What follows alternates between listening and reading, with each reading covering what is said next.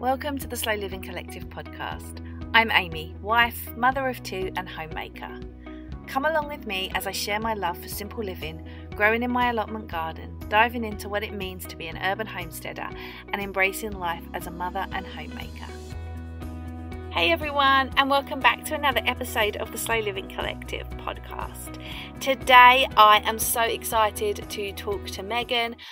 She is a pregnancy and postpartum fitness specialist, and today we are going to be talking about all things pregnancy, labour, delivery, postpartum, all in relation to fitness and just prepping your body and looking forward at postpartum recovery and how we can just reconnect with our bodies. It was a wonderful conversation and I really enjoyed sitting down and talking with Megan.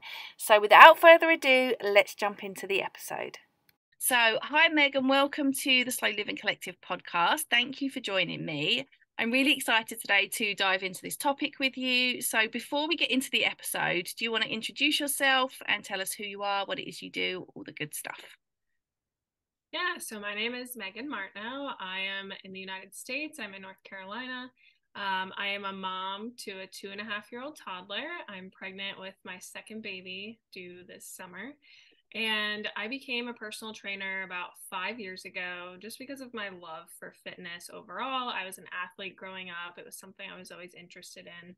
But it was really after going through pregnancy and postpartum with my son that just my perspective on fitness really changed. And I realized how little information there is out there just around supporting your body through all of the changes as you're going through pregnancy, birth, into postpartum recovery, and just how there's a lot of toxic messaging, especially when it comes to postpartum, around like bouncing back. And really the focus should be on, recovering and healing your body that's been through so much. So I really just developed this passion for pre and postnatal fitness and helping moms feel stronger and more confident as they are going through this major life transition. And so that's what I do now. I primarily focus on pre and postnatal fitness, and I absolutely love it.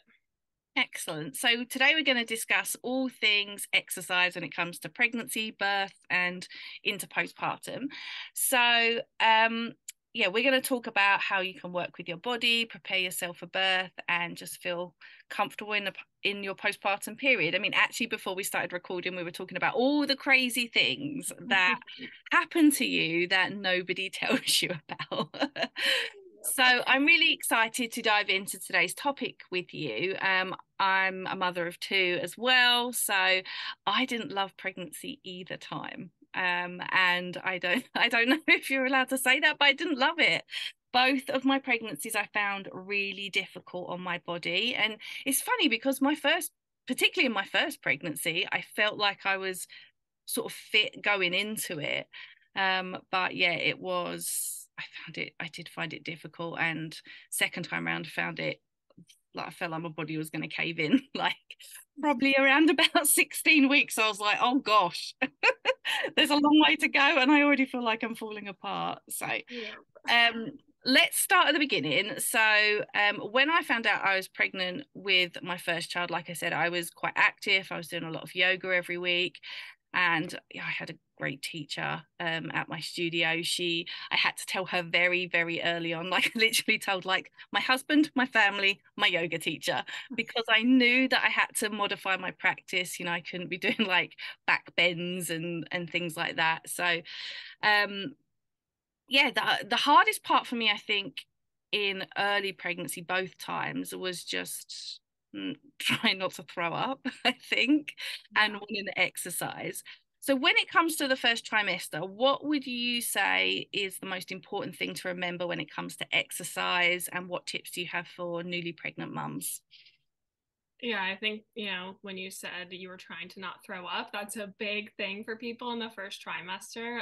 And for a lot of people, it really is pure survival mode. Like you're having nausea, vomiting, extreme fatigue, headaches, all those unpleasant symptoms. So I do like to remind people, if you're not up for exercising in the first trimester, that is perfectly okay. Don't push it. I know sometimes people will feel really guilty because they're like, oh, I want to set myself up, for this healthy, active pregnancy, but I literally can't get off the couch. Am I going to, is this going to make it so that I can't work out later on in pregnancy? And that's not true. Once you're feeling better in the second trimester, you can always get back into a routine. So I always just try to remind people, listen to your body, especially in that first trimester. We're going through a lot as that baby is rapidly developing. So giving yourself some grace and kind of remembering what's going on. But at the same time, getting outside for walks is really great in that first trimester. Just trying to move your body in some way that feels good. Yoga, some light stretching. If you want to do some resistance training and you're feeling up for it, like it's perfectly safe. We really don't have to modify too much necessarily in the first trimester. But a lot of it is just listening to your body. Yeah, I know, like doing yoga and stuff, it was just like, sometimes I would like I think my practice was like, my class was like an hour and a half. I used to think like, please just don't let me throw up. Just Yeah. don't let me throw up. But so there's still a taboo in society about keeping our pregnancy secret for the first trimester. And like I said, I had to share with my yoga teacher so she could help me and figure out the things that were best for me. I know you briefly touched on it. Is it important that you amend your practice in the first and second and third trimesters? Do you need to amend as you go on, or can you sort of go with the same sort of gumption in every trimester? Yeah. So typically in the first trimester, we don't have to amend or modify too much unless you do start showing earlier on. So if it is a subsequent pregnancy, typically people will start to show a little earlier. And once we're getting a belly, we do want to be mindful because there is extra pressure in your core. So you just want to be careful that you're not straining your core too much. I know you were talking about like back bends and stuff in yoga. So like, yeah, we probably don't want to do that. And even like planks can be a little iffy in the first trimester. It really depends. It's hard to say. It can depend on the person and their fitness level. But for sure, once you hit the second trimester and you are starting to have a little bit of a belly, there are things we want to be mindful of. What I like to tell people is we like to look for coning in the abdomen. So basically what that is if you're looking down at your stomach, you'll see like a ridge that's going down the center of your stomach when you're doing any kind of exercise that's involving your core. So if you see that, that indicates that that exercise is a little too advanced for you at that time. You're not able to have good core engagement. So that's a great sign of like, hey, maybe we shouldn't do this move, and swap it out for something else. So typically that's things like modifying planks. We don't want to be doing crunches really in pregnancy, and being mindful of twisting motions in that torso. So I would say those are like the three main things that you want to watch out for.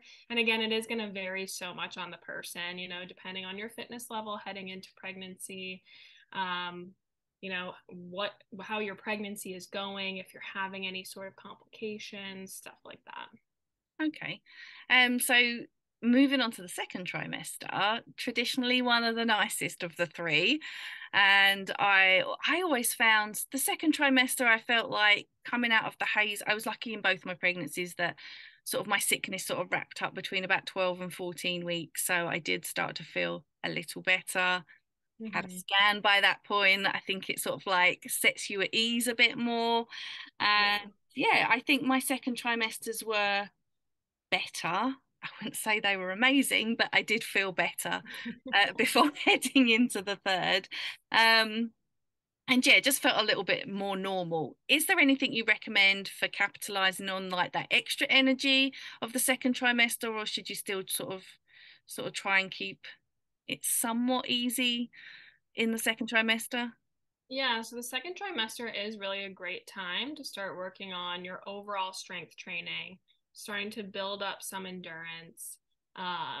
You can, if you're lifting weights, if you're doing resistance training during the second trimester, you can start to increase your weight a little bit if that's something that you're wanting to do.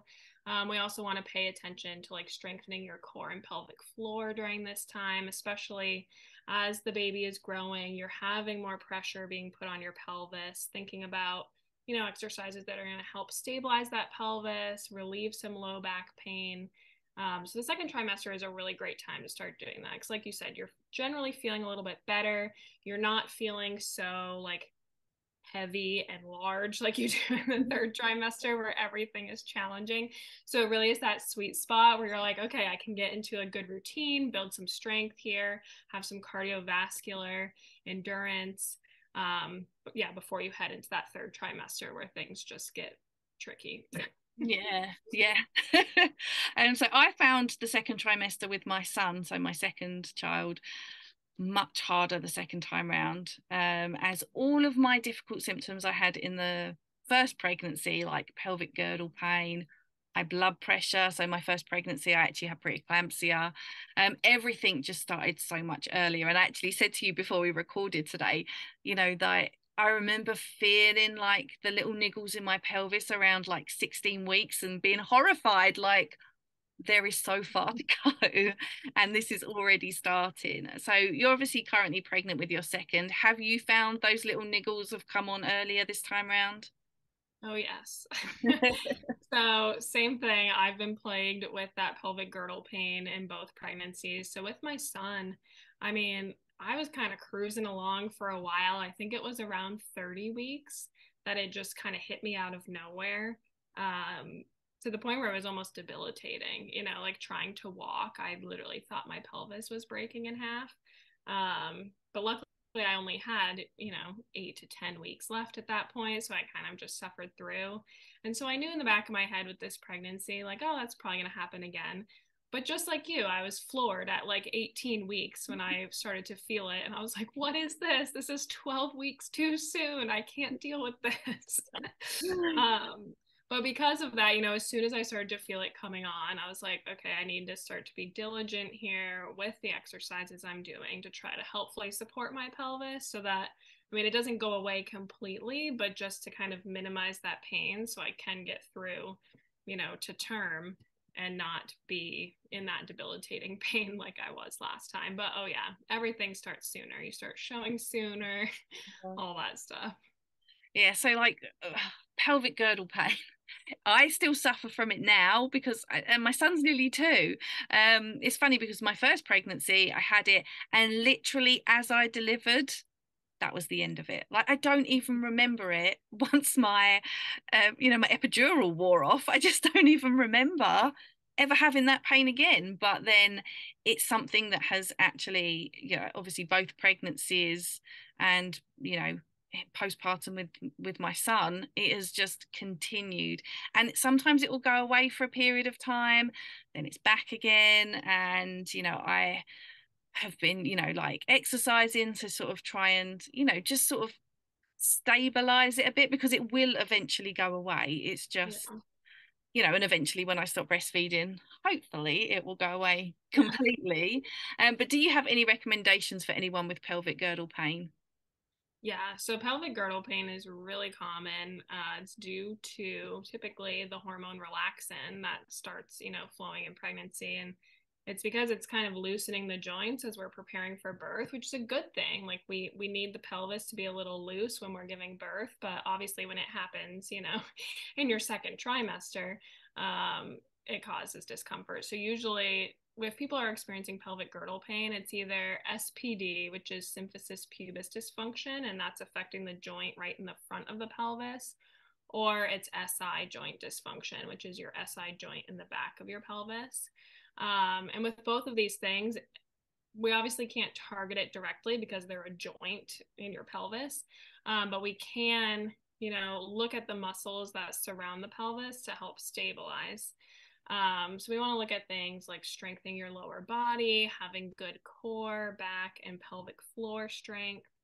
The thing with the pelvic floor too is sometimes if people have a really tight pelvic floor, that can also cause some pelvic girdle pain.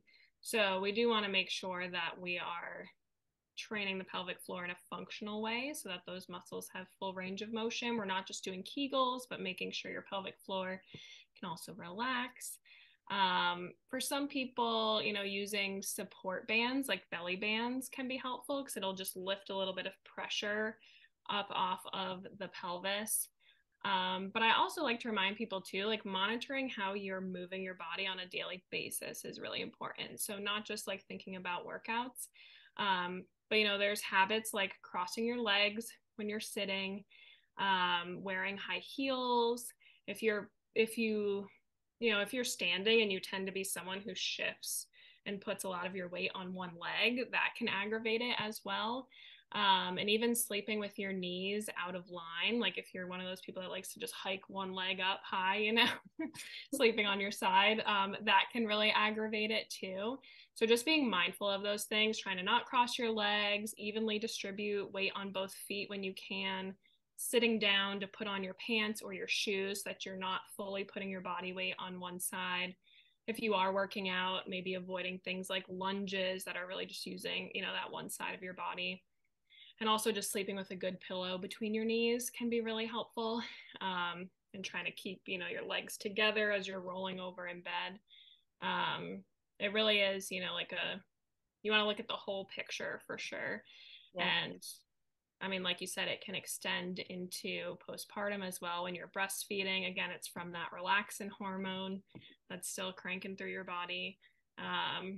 But yeah, all of these things can definitely help, at least relieve the pain. And I do tell people too, like if you're in a severe amount of pain and nothing's helping, try to get into pelvic floor therapy with an OT or a PT, someone that can really, evaluate your body and your pelvis and maybe see if there's some underlying things going on that they can address.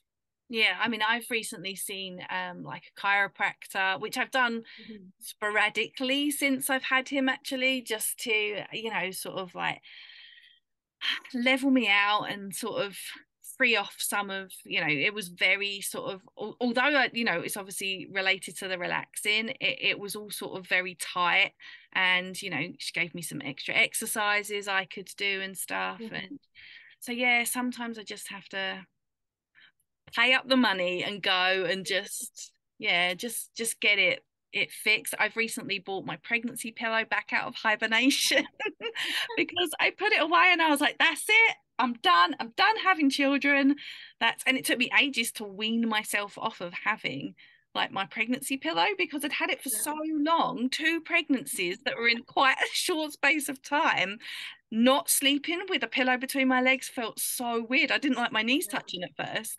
And then it wasn't that many months and I was like, right, I'm going to get it back out again. So I'll be like 60 and still be with my pregnancy pillow. They are really comfortable. I will say that. It is. And now there's like so many children in my bed, pregnancy pillows. It's a good job that we got a bigger bed. It really is. But yeah, like when it comes to breastfeeding, like it's not as bad as it was in pregnancy. So like I don't want anyone to think like, oh my gosh, I'm gonna go straight from like hell for this amount of weeks, and then it does ease, but I just have to be mindful. Like I was walking down the stairs earlier and my hip was like click click click. And that's not something that it's sort of ironically, it's not even the hip that really hurts that much. So it's just, there's a lot going on in there, isn't there? So it is. The pelvis is complex. So let's move on to the 3rd trimester. My personal worst out of them all. It can be so difficult. When I'm pregnant, by the time I get to the 3rd trimester, I'm so big. I really do have like a big stomach, and I've had that in both pregnancies. I was even bigger than like my first pregnancy. But it's just really difficult just moving, doing much of anything, and even maybe especially in those last weeks finding the energy to just get out of bed can sometimes be a lot. So when it comes to exercise, how important is it to continue to keep moving through your 3rd trimester? Yeah, so it really is important. And I mean, for myself, even tomorrow is the start of my third trimester. And just like you were saying, I already feel like I'm huge. I'm like, oh no, how can I get any bigger than this? But the thing about the third trimester is this is the point when your body is both at its weakest and heaviest. So that combination makes you more prone to injury, more discomfort. So the more we can move and continue to exercise, it will help prevent those injuries, hopefully help you feeling comfortable. It definitely looks different than the second trimester. So as I was saying, like in the second trimester, when you can focus on increasing weight and really building up that strength, once you get to the third trimester, we don't want to focus on increasing weight, but doing the opposite, kind of bringing it down, maybe doing higher volumes, like some more reps, maybe moving into body weight if that feels better for you. But we also kind of want to shift into looking at mobility. So, again, thinking about that pelvis, but looking at the pelvis, the hips, how we can get a little more, range of motion as we're thinking about preparing for birth. Because you do need to have some good mobility in that pelvis as we are approaching childbirth.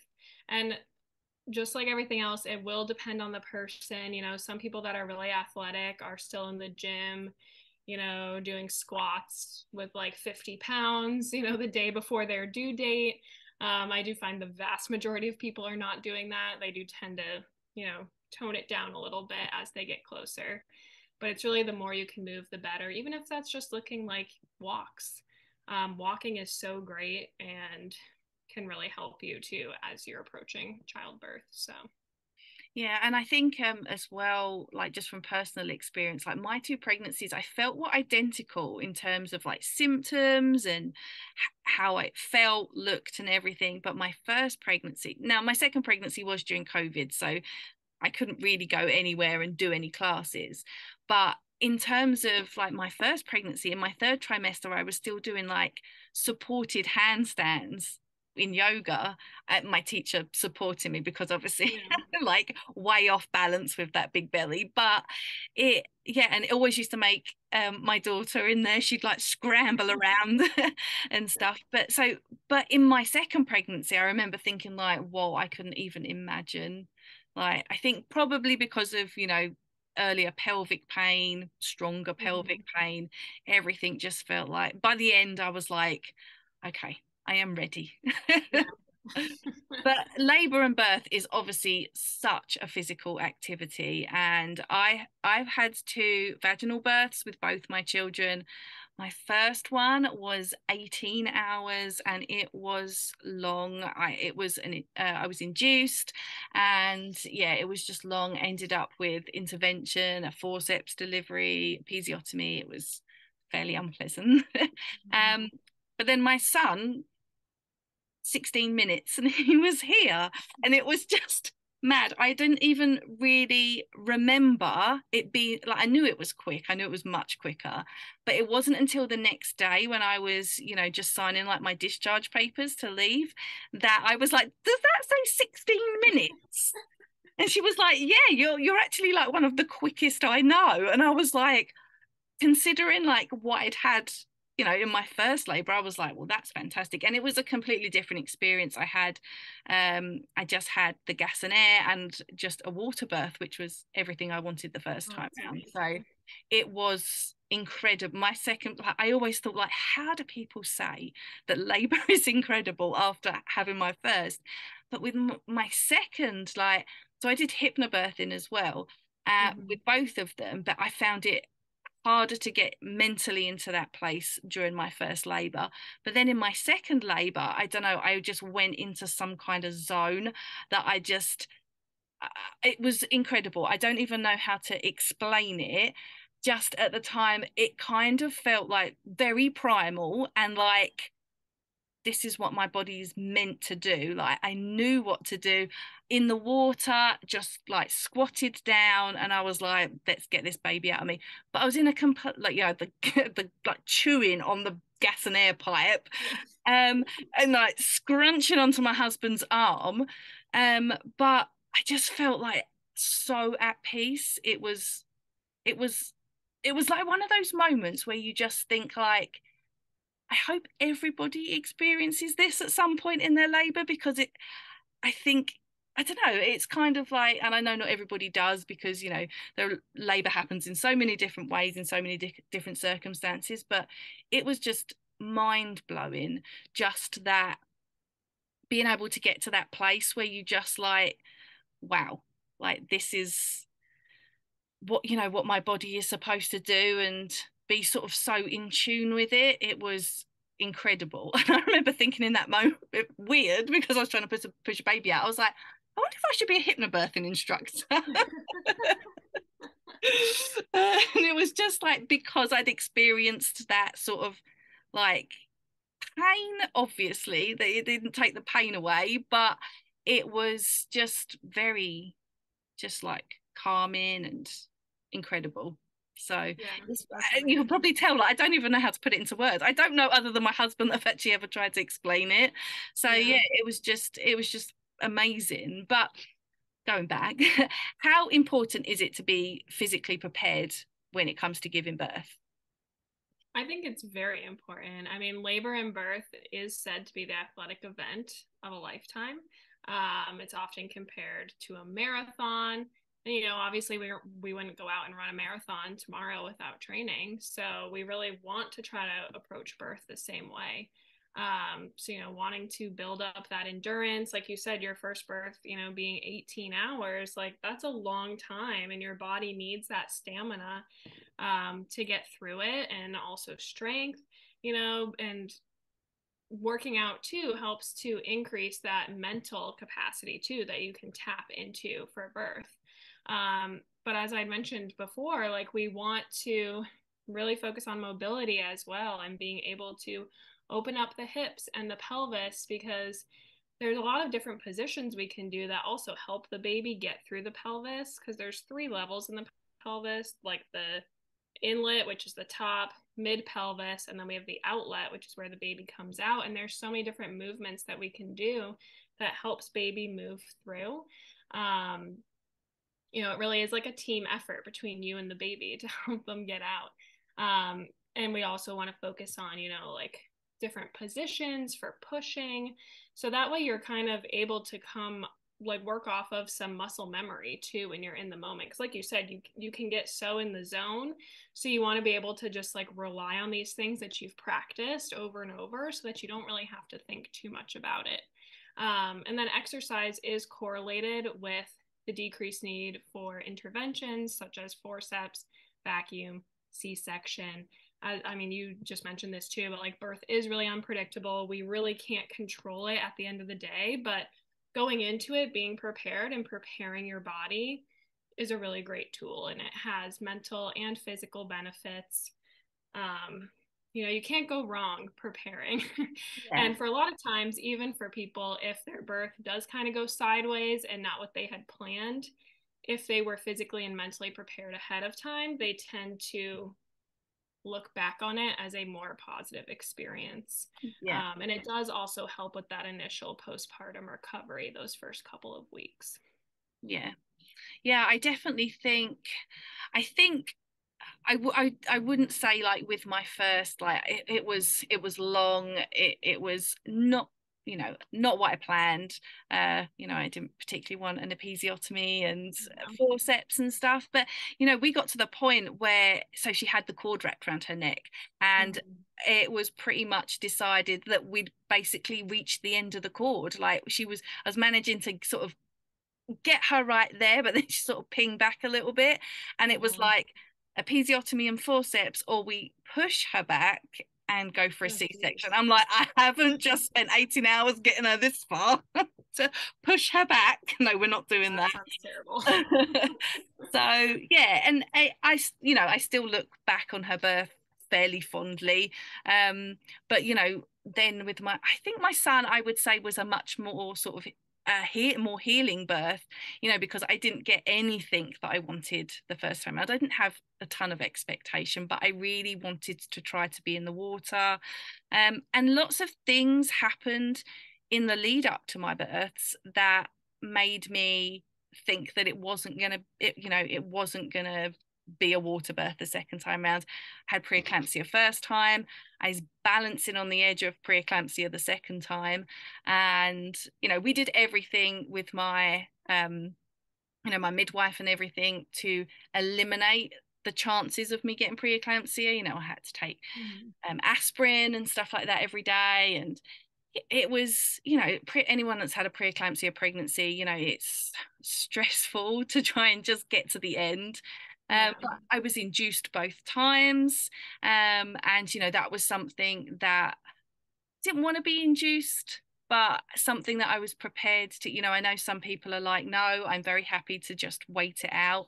But with preeclampsia, I always just felt that no, let's just go with what the medical professionals say and let's just get the baby out.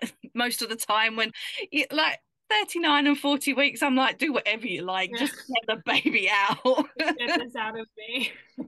Then I think it's time to have the baby now. I'm like, I've been ready for like 12 weeks, if I'm honest. So yeah, it's just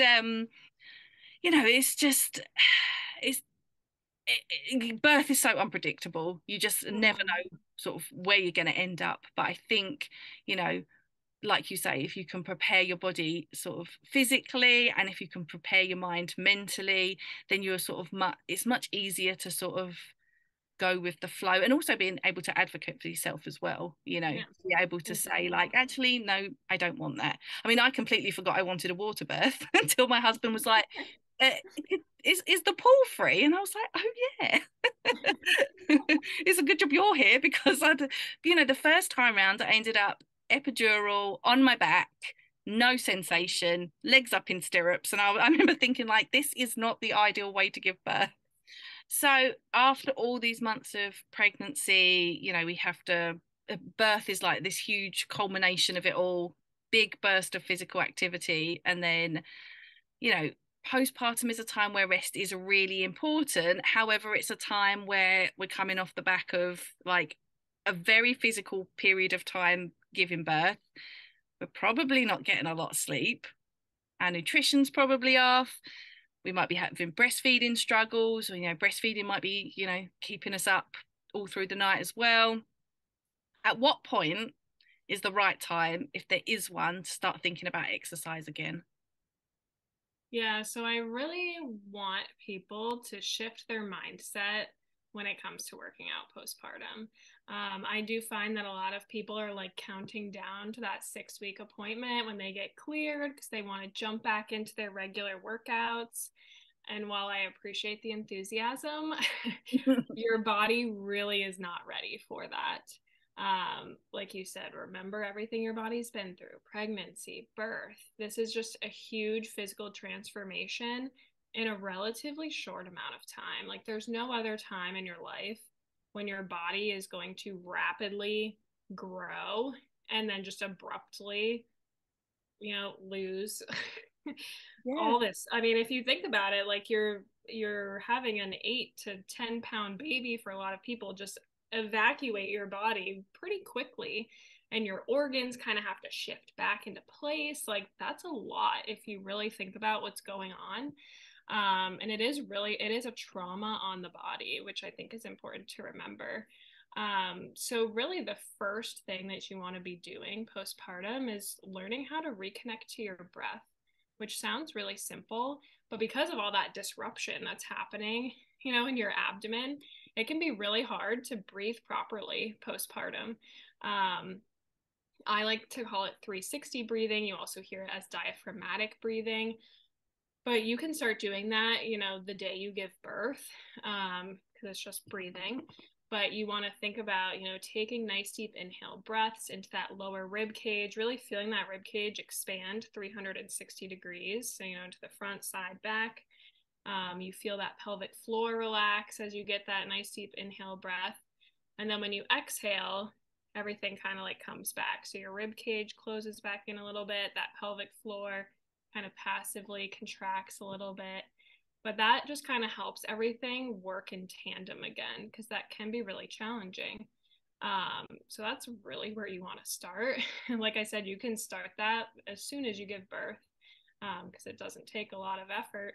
And then from there, we really want to think about,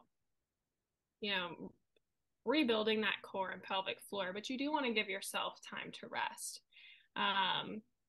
If you're like 2, 3, 4 weeks postpartum, going on walks is really great just to get your body moving. It's also great for your mental health and helping with the baby blues, doing some light stretching, especially if you are breastfeeding. But even if you're not breastfeeding, even if you're bottle feeding and you tend to be in this hunched over state because you're always looking down at the baby, feeding the baby, doing some nice stretches to open up the chest and just get your posture back is really great. And then, I would say when you are cleared at 6 weeks, you can start to do stuff, but not in the way that a lot of people are thinking.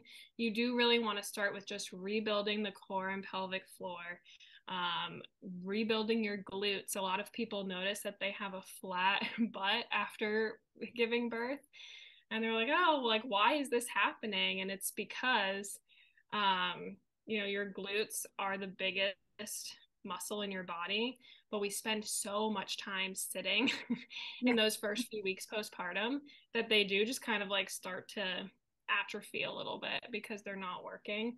But also just from all that, your alignment shifting during pregnancy and stuff, they aren't working the same. So we need to work on building back those. I tend to have people focus just on body weight for quite a while just to get back into, the general movement patterns before you start adding any sort of weight.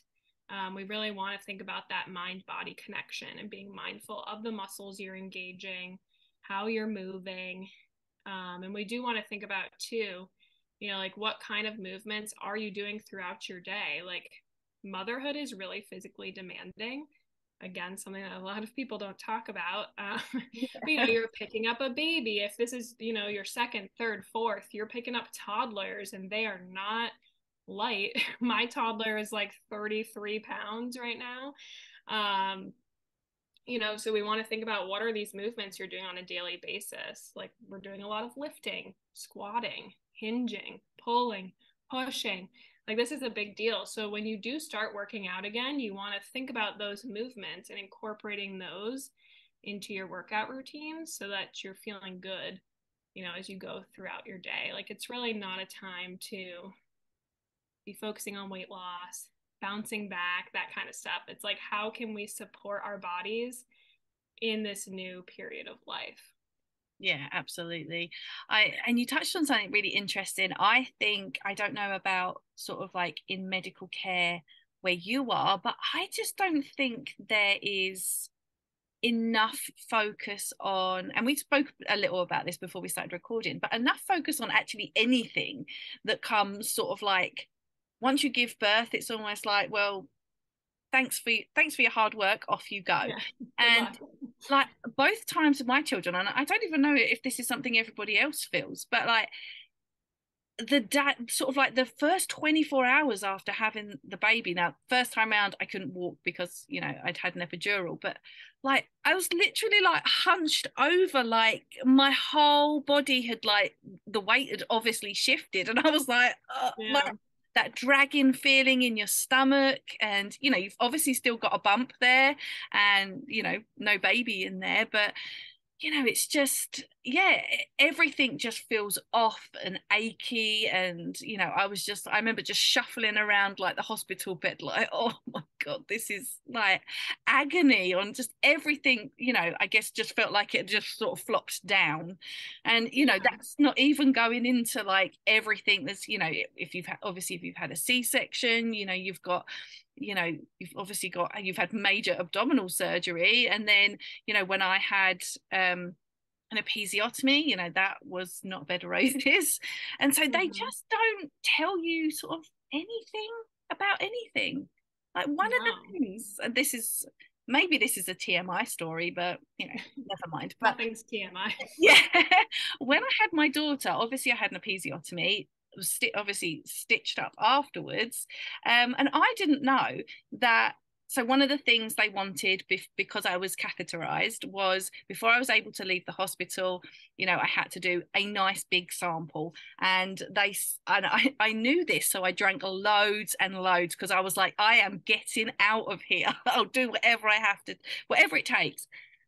Never having had a baby before, had no idea that actually, going for your first wee is quite problematic. Mm-hmm. And trying to get it into this, it was a fairly large container to be fair, but I literally went to go to the toilet and it went all down my trousers. I was like, oh my gosh. I just wet myself. Anyway, I did manage to get some of it into the sample, but before we were about to leave, once they were like, yes, you can go, like that's fine, I went to the toilet again. And it's same thing happened. And I remember coming back out and saying to my husband, like, we've got to go because I'm running out of trousers. I've got to get out of here. But these things, they're just not shared. Like, actually, you know what? If you wee down your leg, it's all right. Okay. Yeah. You've just something major, that's a lot of trauma in that area. It's, for me at least, it was very swollen after, especially because, I'd obviously been cut for the first time and stitched. So there's swelling there. Second time I tore and had to be stitched. So, there's a lot of swelling. And so, things are not going in the same direction as they used to for a while. Yeah. Yeah, it just sort of highlights that we just don't really get told enough, not about anything. And No. there's just so many questions that, we end up in the middle of the night, Dr. Google, like, is this normal? Is this normal? Yeah. And the support just isn't entirely there. Yeah. I mean, even with the catheter, like, so I had a C-section. I had a planned C-section because my son was breech. But again, I had no idea what to expect when they took the catheter out, right? They're like, we're going to take it out and you're going to go to the bathroom. And I'm like, oh, okay, sounds good. But like you, I was drinking a ton of water. So the second they take it out, my bladder's instantly full. But I get to the bathroom, which that walk from my bed to the bathroom after a C-section, hardest walk I've ever taken in my entire life. Like, was not prepared for how that was going to feel. But then I couldn't go. Like, my bladder would not release. And that's apparently very common too after having a catheter. Didn't know that. But yeah, like you said, there's just so much, like, even though I didn't have a vaginal birth, there's still just so much irritation to that pelvic floor, to your urethra with the catheter. And yeah, even once you can go, like the times after too, it kind of like burns a little bit. You're like, oh geez, what's happening? Yeah, just any time I would just be like, I suppose you can like practice your like birth breathing because I'd be like in the bathroom like, I can do this. I've done it Yeah. before. But yeah, it's just a lot. And it's like nobody really sort of informs you of, what you're really gonna feel like. Yeah, it's kind of like going in blind and you're like, okay, here we go. It's mad that, we've been birthing children since the beginning of time. Mm-hmm. And I say this about breastfeeding as well. How do we still know nothing about it? The survival of the human race to, a certain point relied solely on breastfeeding. And Yeah. it's just mad that you can go to the doctors about something related to it and they're like, no idea. Yeah, I almost feel like we've just gotten so disconnected from, those natural instincts, Yeah. Yeah. So postpartum is obviously one of those periods that doesn't get a lot of recognition in terms of, everything you've been through in like pregnancy. Postpartum is like, I don't know, it's almost like it's just like, well, you had a baby, let's move on with the rest of your life, sort of thing. And there's not so much focus on, how we should be resting, the kind of exercise or at least movement that we should be doing, the way we should be like reconnecting with our bodies, like you said. What are the benefits of exercising again after pregnancy and birth once you are sort of able? Yeah. So as I kind of touched on before, like you can just really feel disconnected from your body postpartum. Um, Again, I hate bounce back culture and this expectation to make your body look like it never went through pregnancy and birth because that's so ridiculous. Your body went through a lot. It did this amazing thing. Like you literally made a human being. That is incredible. And we should not want to try to erase evidence of that. So rather than thinking about exercise to like get your body back, really focusing on just how like using movement and exercise as a tool to reconnect to your body, to feel good, really focusing on how you're feeling, improving your mental health, especially postpartum. We're talking about there not being really support for your physical body postpartum, but when it comes to mental health, at least here in the United States, there is absolutely nothing. And exercise just has so many benefits on your mental health. And it just helps you feel, a little more like yourself, like you have a little bit of control of something because postpartum can feel really out of control. I do like to remind people too, it can take a full year to really feel like your body feels somewhat normal again. If you're breastfeeding, it can take longer because you still have those hormones, you're lactating, like you're still having stuff going on. And postpartum really is a long game. Once you're postpartum, you're always postpartum. Even people that have 5-year-old kids, I'm like, yeah, you still have a postpartum body. Like you're gonna have that forever. Your body has changed. So just keeping that in mind, I think, is really important. And the more we can focus on how your body is functioning over how it looks, I find that that helps people stay more consistent in an exercise routine rather than trying to change their body aesthetically. It's interesting. As you were talking then, I just remembered something like when you were saying about, your body, once you're postpartum, you're always postpartum, like, and you have physically changed forever. It reminded me of something that I learned after I had preeclampsia the first time, is that once you have had preeclampsia, it will forever change the physical and chemical makeup of the mother's body forever. So fun fact, I'll be more at risk of things like heart attacks, strokes, all the good stuff. Right. But you have such an increased risk. Like I don't have any ongoing issues like with blood pressure when I'm not pregnant currently.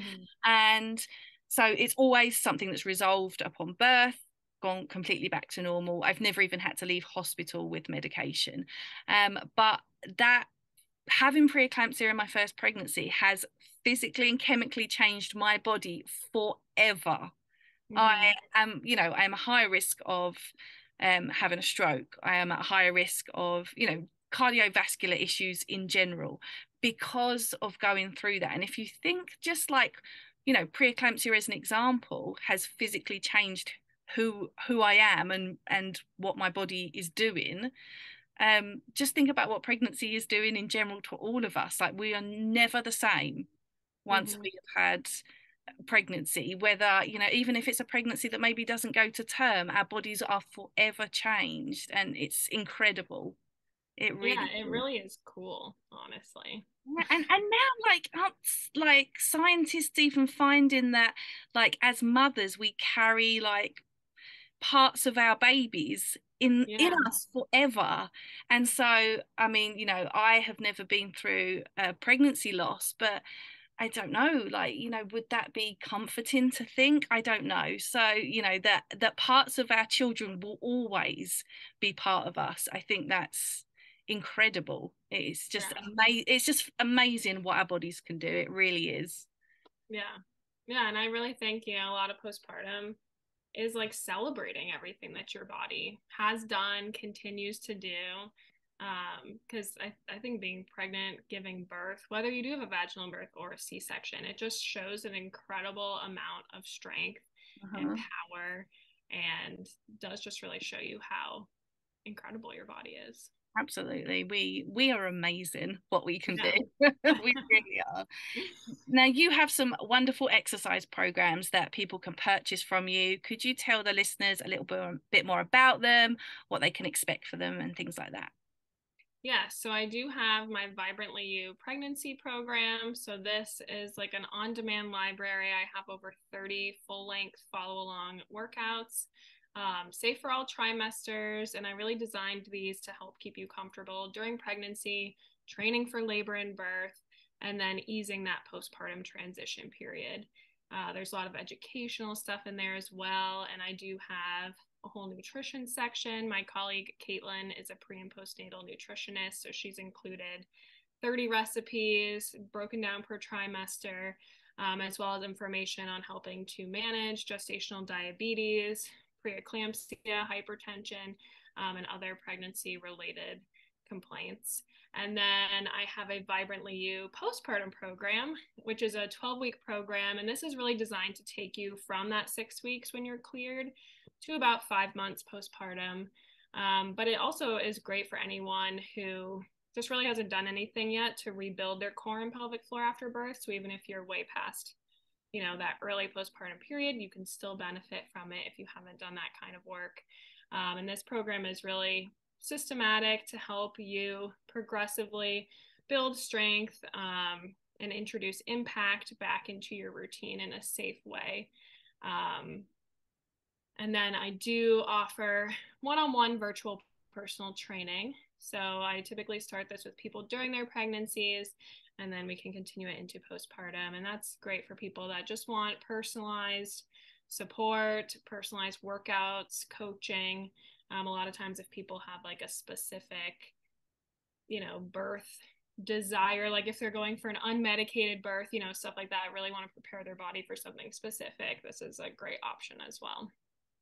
Fantastic. Actually, as you were saying about like your pregnancy program, I was like, oh, sounds wonderful, like with the on-demand videos. I was like, oh, maybe I should have another baby. Hopefully my husband is not listening, because he'd be like, no, we are done. But thank you so much for joining me. It's been really wonderful to have you on the show and share all of your knowledge and expertise. So tell me, where can listeners connect with you online? Yes, so I don't think I mentioned this at the beginning, but the name of my company is Vibrant Mama Wellness. So you can find me on Instagram, TikTok, I'm on Facebook, Pinterest, just at Vibrant Mama Wellness. So you can find me there. And then my website, which is just www.vibrantmamawellness.com. Excellent. And I will put all the links in the notes so people can just click through and find you. So thank you so much for your time and coming on and sharing all of your knowledge. It has been really wonderful to chat with you. Yeah, thank you so much for having me, Amy. You're welcome.